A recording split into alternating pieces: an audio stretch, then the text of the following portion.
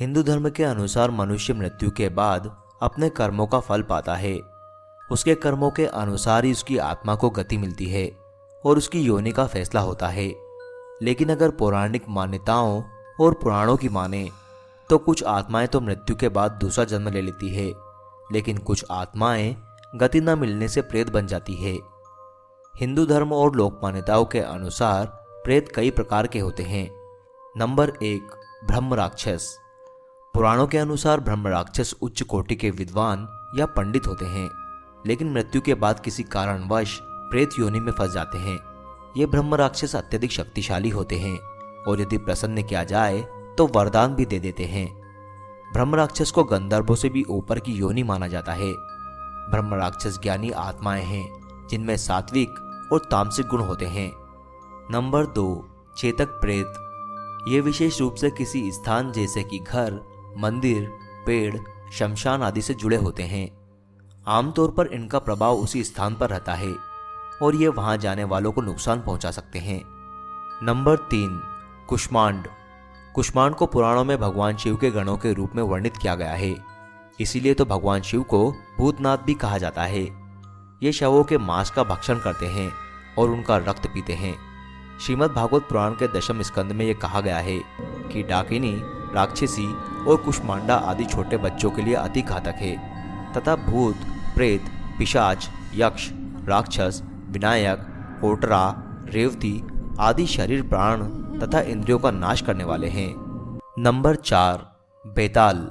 ये एक शक्तिशाली और तांत्रिक प्रभाव वाले प्रेत होते हैं जो शवों पर निवास करते हैं। इसे विशेष रूप से तांत्रिक क्रियाओं में उपयोग में लिया जाता है। ये कई बार अपने सेवक की सहायता भी करता है। शिव और कालिका पुराण में बेतालों को शिव गणों में से एक माना गया है।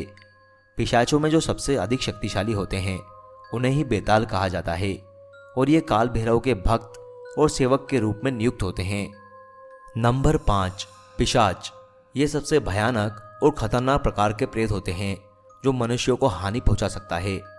इनका भोजन नकारात्मक ऊर्जा और मांसाहारी वस्तुएं होती है और ये आमतौर पर शमशान या अंधेरे स्थानों पर पाए जाते हैं। पिशाचों से जुड़ी ये मान्यताएं प्राचीन कथाओं, पुराणों और लोक कथाओं में मिलती है।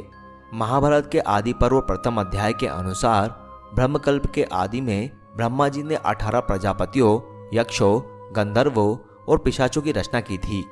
कई कथाओं में पिशाचों को महर्षि कश्यप और दक्षपुत्री क्रोध वर्षा का पुत्र कहा जाता है।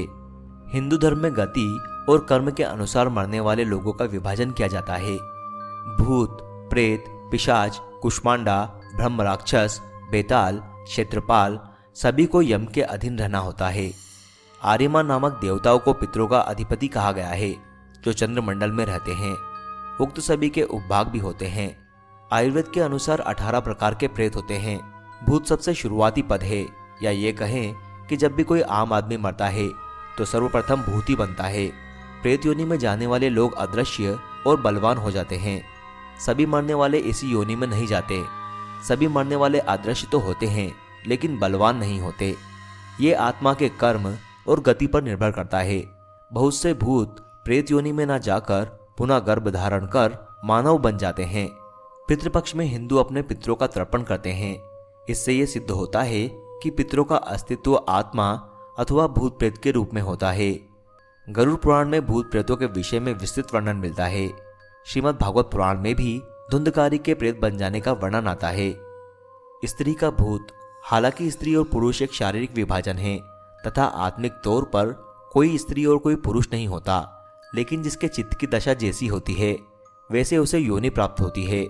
यदि कोई आत्मा स्त्री बनकर रही है तो वो खुद को अनंत काल तक स्त्री ही महसूस करते हुए अन्य योनियां धारण करेगी।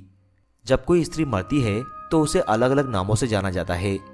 माना गया है कि यदि कोई प्रसूता स्त्री या नव युवती मरती है तो वो चुड़ैल बन जाती है, और जब कोई कुंवारी कन्या मरती है तो उसे देवी कहते हैं। जो स्त्री बुरे कर्मों वाली है उसे डायन या डाकिनी कहते हैं। इन सभी की उत्पत्ति अपने पापों, व्यभिचार, अकाल मृत्यु या श्राद्ध के ना होने से होती है। प्रेत बाधा। भूत आदि से पीड़ित व्यक्ति की पहचान उसके स्वभाव एवं क्रिया में आए बदलाव से की जाती है। अलग अलग स्वभाव में परिवर्तन के अनुसार जाना जाता है कि व्यक्ति कौन से भूत से पीड़ित है। नंबर 1, भूत पीड़ा। यदि किसी व्यक्ति को भूत लग गया है तो वह पागल की तरह बात करने लगता है। मूड होने पर भी वह किसी बुद्धिमान जैसा व्यवहार करता है। गुस्सा आने पर वह कई व्यक्तियों को एक साथ पछाड़ सकता है। उसकी आंखें लाल हो जाती है और देह में सदा कंपन बना रहता है। नंबर 2, पिशाच पीड़ा। पिशाच प्रभावित व्यक्ति सदा खराब कर्म करता है, जैसे नग्न हो जाना, नाली का पानी पीना, दूषित भोजन करना, कटु वचन कहना आदि। वह सदा गंदा रहता है और उसकी देह से बदबू आती रहती है। वह एकांत चाहता है, जिससे कि उसका शरीर कमजोर हो जाता है। नंबर 3, प्रेत पीड़ा। प्रेत से पीड़ित व्यक्ति चिल्लाता और इधर उधर भागता रहता है। वह किसी का कहना नहीं सुनता। वह हर समय बुरा बोलता है। वह खाता पीता नहीं है और जोर जोर से श्वास लेता है। नंबर 4, शाकिनी पीड़ा। शाकिनी से ज़्यादातर महिलाएं पीड़ित रहती है। ऐसी महिलाओं को पूरे बदन में दर्द बना रहता है और उनकी आंखों में भी दर्द रहता है। वे अक्सर बेहोश हो जाती है। कांपते रहना, रोना और चिल्लाना उनकी आदत बन जाता है। नंबर 5, चुड़ैल पीड़ा। चुड़ैल भी ज़्यादातर किसी महिला को ही लगती है। ऐसी महिला यदि शाकाहारी भी है तो मांस खाने लग जाएगी। वो कम बोलती है लेकिन मुस्कुराती रहती है। ऐसी महिला कब क्या कर देगी, कोई भरोसा नहीं है। नंबर 6, यक्ष पीड़ा। यक्ष से पीड़ित व्यक्ति लाल रंग में रुचि लेने लगता है।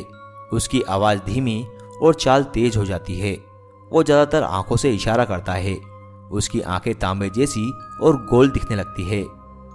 नंबर 7, ब्रह्म राक्षस पीड़ा।